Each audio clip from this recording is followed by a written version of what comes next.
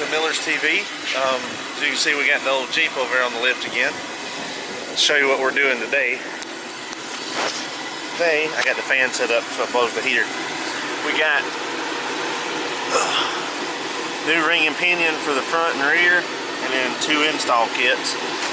But we're going with 456 gear ratio, and right now it's got 373s or 372s. I can't remember, it's too early in the morning. But also, while we're in there, we're putting a front and rear electric locker in it as well, and they're on the truck for delivery, so they should be here in just a little bit. So well, let's jump into it and get started on it. Alright, as you can see, I already got the driver's side tore apart. Only thing I undone was the bracket here that holds your steering stabilizers, which all it was 2 U-bolts there. Undone this tie rod end and left that end hooked. That way we don't have to realign it. All I have to do is put this in here. Then you're going to want to remove your brake caliper, which I just set mine here, or set that one here. Then you undo your 3 bolts that hold your hub assembly on. They're 12 point but 13 millimeters, so make sure you get a 12 point or you'll strip them out. And then of course you got to undo your ABS line, which is just a 5 millimeter Allen wrench. And I usually just spray a little bit of WD-40 here and tap it all the way around, and they work themselves right out. And that's pretty much it. Once you get that out, you remove your dust shield, which will come off with it, and then your axle just slides right out. I'm leaving it inside the seal so fluid don't leak out until I get done with the other side, and then I'll remove the drain plug and drain the oil out, or the front dope out, and then I'll remove each axle.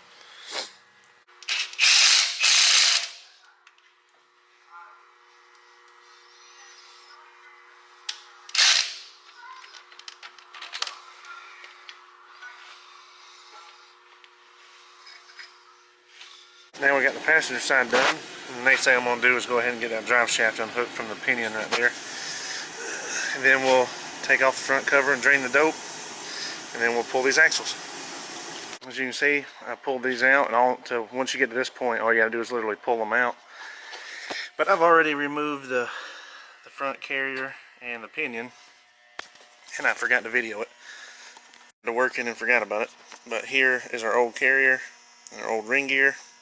And of course, you know, the spider gears are inside there, and there's our old pinion, old crush sleeve, bearing, outer bearing for your pinion, and then of course your little washer. And then, you know, I of course had to take off the bearing caps and your flange. Alright, and one little tricky part to this, as you can tell, I done got the ring gear set down on it. It's not bolted to it. But where's that? Alright, you see these flanges sticking out? They're actually wider than the ring gear, and the only way to get them on is by taking this off. And right there, let me see, right there, you see it's actually almost like a spring. It wraps around it twice, so the bottom, the other end, is right there. So you're going to have to remove that, pick this up, turn it over because there's bearings on the bottom side. Slide your ring gear on, and then put it back. And on the back, I had so much grease and stuff on my hands I couldn't really pick up the camera. On the back, to be able to pull these axles, of course you're going to remove your tires, and then you're going to remove your brake caliper and bracket. Then you're going to take your rotor off. And then you've got this flange here that bolts in these 4 holes. As you can see from in here, those 4. You lose those. And these were kind of stuck, so I used a slam hammer. I, put my bracket over these, used lug nuts, and then just grabbed the handle and pulled it that way and tapped it out. And then, of course, you got to drain your chunk here. Pull your caps. Same thing as the front, basically.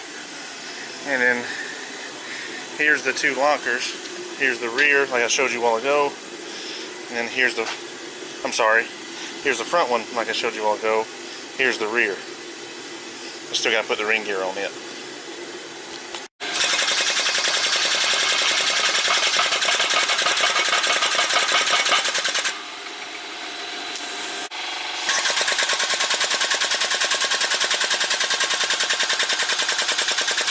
now that we got the bearings pressed on the locker and your pinion, it's time to install the race, and you're going to need a race driver.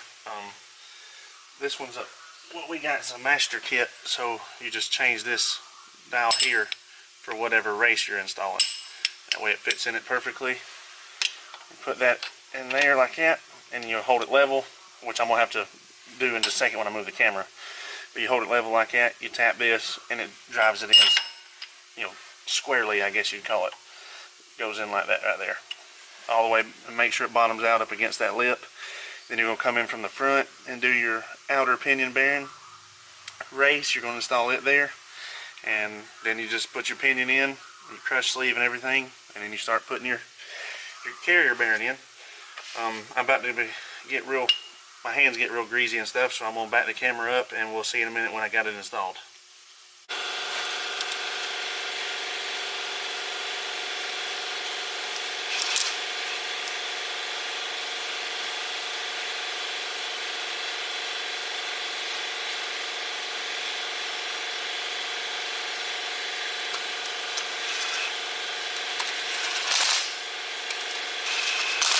Get these close, I just use the gun to get them close, and then we'll come back with a torque wrench to get them the proper specs. We got the locker installed and the tracking and the backlash set already, and now I'm just putting it back together. Alright, here's the two differential covers for front and rear we went with. The G2, since we was putting the G2 gears, basically this whole setup's going to be G2. There's the style we went with. And there's the one for the front. This is the Dana 44 cover for the rear. There's the front cover on. I've still got this unhooked because I rebuilt everything. Put it all back together from doing the gears, and it's easier with this off to put your dope in. So I was just leaving that hanging until we put dope in it right there. But yeah, it looks pretty good under there. And then we're waiting on one seal, and it should be here hopefully in about 30 minutes or so. I need the pinion seal for right there, and then we can put this one in and throw it back together. Don't take too long to put your axles and stuff like that back in. Takes the longest is getting your tracking and the tracking, I can't think, anyway, getting everything lined up, your tracking and all that stuff done. It takes, you know, a little bit more tedious, but other than that, not too bad. Y'all, it's the next day, and as you can see, we got the back cover on. This looks pretty good. And then now I just got to put the axles in and hook up the drive shaft right there, and the back will be done. And then we got to wire them up.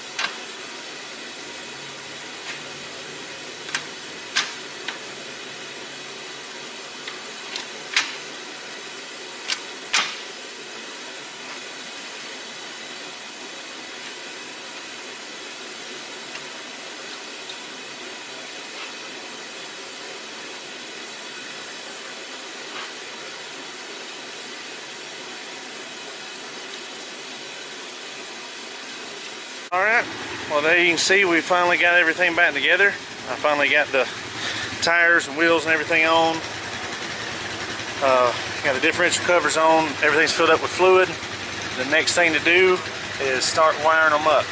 It's kind of hard to see, but little wires sticking up right there. In the front's the same way, because with these you have to drill a hole in your differential for your wires to stick out. And then right here is your wiring harness. Let me lay everything out where we can see. We got two of these. They're identical just because we got the front and rear locker. See, you got your nice switch. Wires for it. Got your, basically everything you need, and it's plug and go. You even got a little plug here. Got that the two little plugs on the rear end that I just showed you. you push up into here and actually make your plug. So then that just plugs right into your factory wiring harness, or this, you know, factory style wiring harness. So it ain't like you got butt connectors and all that kind of stuff. And then you got your power block there. And yeah, so let's get to running this. And you do this one, I'm gonna start on the front, and then here's the other wiring harness still in the bag for the rear. So I'm gonna get done with the front one first, then we'll do the rear. You run the wires straight down to the locker. Let me get a light here. This is so dark in here. Alright, see, I've already got the plug in. It's kind of hard to see right there where that white wire is, and I've already run it to the back. Got all the extra put there, and I'm still going to tuck it down out of the way. And I put both of these here, and I still got to hook my switch stuff up. And I run my power wires inside this wire loom, wire tied it up all the way across so you don't see it. And then over here on the passenger side, I'm going to mount our little relay boxes. These are good to 15 amps. I'm going to mount them either here or maybe there. I don't know, I want to mount them. I might end up putting them there. I want to put them somewhere where they're out of the way, but also too, if you ever have to change the battery, they won't be in the way. So I'm still working on that, but there's no instructions at all with these lockers, like none. So you kind of just have to look at the switch, which is pretty self-explanatory once you look at it and just pay attention to how it goes. Make sure you tie all your wires up where nothing can get melted or pinched or nothing like that. So, alright, let me get these mounted and I'll see y'all in a second. We got it wired up. You can see I bolted these here. We got all of our wires run in wire loom across through there. And everything is run nice and neat. Both of our relays are bolted down here. And we've even got our inline fuse here for the power. So, alright, well, we're going to go up and kind of try to show how they work and let you see the difference. Alright, we got it up off the ground. Just a kind of little demonstration to show you how they work. Right now it's unlocked. As you can see, that passenger side tire is going backwards. This one's going forward. And even front drive shaft isn't spinning. So now, come right here. We'll lock the front. See, it's locked. Now I'm spinning this tire this way.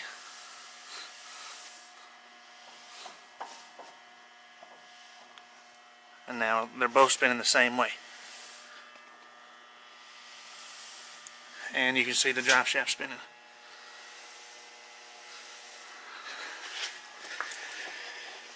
Now the back, which is going to do the same thing, but that way you can see that one's spinning that way. This one's spinning down, that one's spinning up.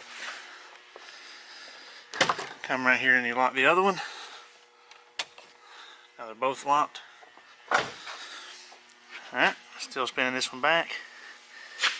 And see, these are run by magnet, so it has to kick in.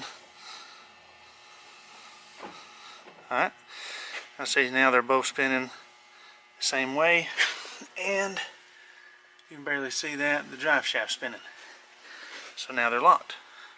And when you want to go forward, you have to go till the magnet catches. There, now they're both spinning the exact same way. And then to unlock them, you just simply turn the switches off. And they're unlocked. Well, I appreciate y'all watching. I know this is going to be a little bit longer of a video, but kind of in depth, and I kind of skipped the parts that I figure, you know, everybody kind of knows. So, but yeah, that's how you install 456 gears and EATON electric lockers in a 2015 JK. So, alright, well, until next time, y'all have a good one.